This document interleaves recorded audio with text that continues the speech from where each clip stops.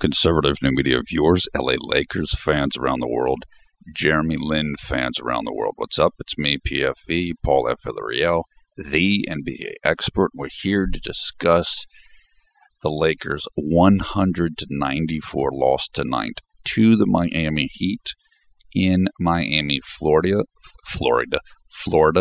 It was the 60th game of the season for the Lakers. With the loss, the Lakers dropped to 16-44. Miami improves to 27-33.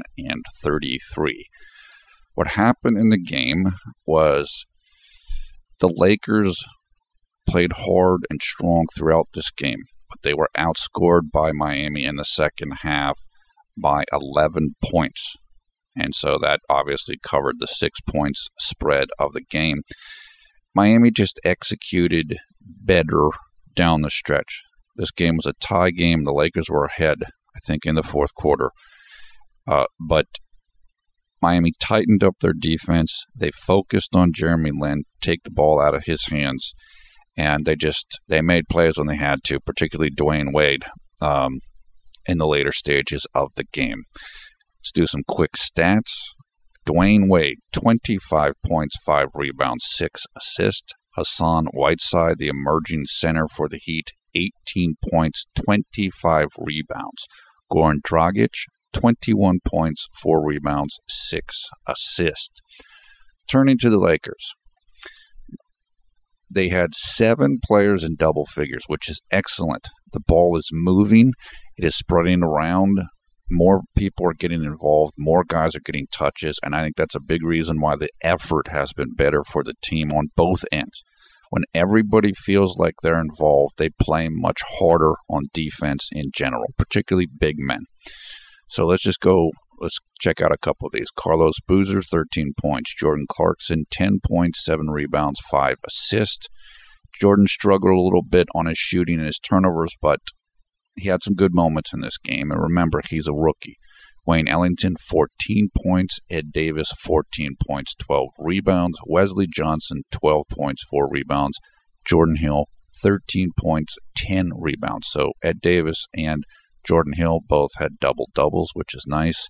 JLin, 12 points in 29 minutes, 5 of 12 shooting from the field, including 1 of 4 from three-point range, 1 of 2 free throws, 2 rebounds, 9 assists, 4 steals, 0 block shots, and 1 turnover, 1 personal foul. I believe his plus-minus was a +5 or a +6. They don't have it right here, but his plus-minus was the highest on the team.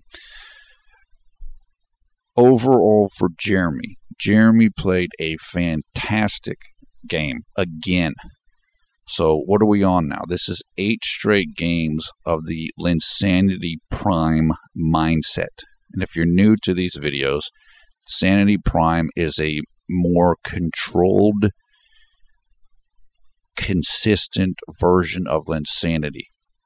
Fewer turnovers, just more of being a real floor general with less wildness in the performance. Jeremy's really made an effort to improve his efficiency, to cut down on his turnovers, to be a better playmaker, and it's working beautifully. A 9-to-1 assist-to-turnover ratio tonight. JLin had 11 blown assists in this game, so he could have easily had 15 assists. A blown assist is when you pass the ball to someone and they shoot it and they miss it. But if they had made the shot, you would have gotten an assist. Jeremy had 11 of those tonight, which is a pretty high number. 4 steals. That means Jeremy's playing defense. He's focused on the defensive end. I know he took at least 1 charge in this game also. This was just a masterful performance by him in a series of continuing masterful performances since the All-Star break. But as I've told people, his shift in mentality began before the All-Star break. It began in the game immediately before the All-Star break, which was against the Portland Trail Blazers. He decided to take a step back on offense and play within the flow, and that is what has led to this. Look, I can't be any happier. As a JLin fan or as a JLin observer, it is getting clearer by the day that JLin is taking the next step in his evolution as a basketball player in the NBA. He's understanding things better. He's making better decisions. He's playing calmer. He's just taken the erraticness out of his game. And when you take the erraticness out of his game, there's a slightly lower ceiling on his performance. But the consistency goes through the roof, and the success level goes through the roof. For all the JLin fans, you know the expression, the McHale, the 29 points, 9 turnovers. Well, now there's no 9 turnovers. There might not be 29 points, but there's no 9 turnovers. And instead of Jeremy getting 29 points, maybe he gets 15 points and someone else gets 14 points. This is how you play the point guard position, particularly in the modern NBA, the current NBA, where point guards score a lot. Jeremy can score, but he can also distribute, and he can distribute efficiently, effectively. He's running the team. He took over this game early and midway through the fourth, and Miami worked to double team him off pick and rolls late to get the ball out of his hands. That's the ultimate respect. We're afraid of you, and so we're going to make somebody else on your team beat us because we don't want you to do it because we know you can do it, and you've been doing it in this game. I think Byron Scott brought in Jordan Clarkson down the stretch. He took out Ryan Kelly and put in Clarkson in Kelly's spot. So it was a 3-guard lineup. JLin, Wayne Ellington, Jordan Clarkson. I think part of the reason why Byron Scott did that was because he knew that Jeremy was getting double-teamed. And so he wanted another playmaker out on the court in Clarkson. So that was another, in other words, Byron knew Miami was going all out to stop JLin down the stretch. You can't get any, like I said, you can't get any higher respect than that as a player. We know that Al Jefferson gave credit to JLin after last night's loss in Charlotte, and I would expect that the Miami Heat players will do the same tonight. I have nothing negative to say about Jeremy at all in this game. He just made great decisions. And I really don't have a lot bad to say about the team because this was a physical game. It got tense at certain moments. Miami was trying to enforce their will. Lakers weren't backing down. Yeah, guys might have been a little too selfish tonight in terms of the ball sticking on offense because it was on national TV. Guys want to make shots and get points. Overall, they played well. They played hard. The Heat, yes, they lost LeBron. This is a championship-tested team. They're mentally tough. This game was on national TV. They recently got Dragic in a trade. They wanted to win. And again, they're tough. Dwayne Wade and Udonis Haslem are extremely mentally tough players. And they'll wear on you and beat on you. And that's what was happening tonight. And the Lakers weren't having it. That's why they were pushing and shoving and things in this game because the Lakers came to win too. Look, it was just a hard-fought game that the Lakers had the misfortune to lose. But I take nothing from them. I thought it was given the starting lineups and the lineups that were going to be rolled out, I thought it was a relatively well-coached game by Byron Scott. I thought it was a well-executed game by all of the Lakers team. And Jeremy played awesome once again. There's nothing to say. And he did it on a back-to-back, which is one of his weakest circumstances in terms of his performances in different circumstances. And he did it on the road. There's nothing to say. Nobody can criticize him when he plays like this. And if they do, they just don't know what they're talking about. So this was probably the best proof point were the best example that JLin is going to a different level now because of the back-to-back and because it was on the road and because it was in a place he's never played well. In Miami, that's where Linsanity in New York got stopped. It's like a flawless victory in Mortal Kombat. This was perfect, essentially, for all intents and purposes. Jeremy did absolutely everything he could to help the Miami Heat win tonight. Everything. And like I said, Miami took the ball out of his hands down the stretch.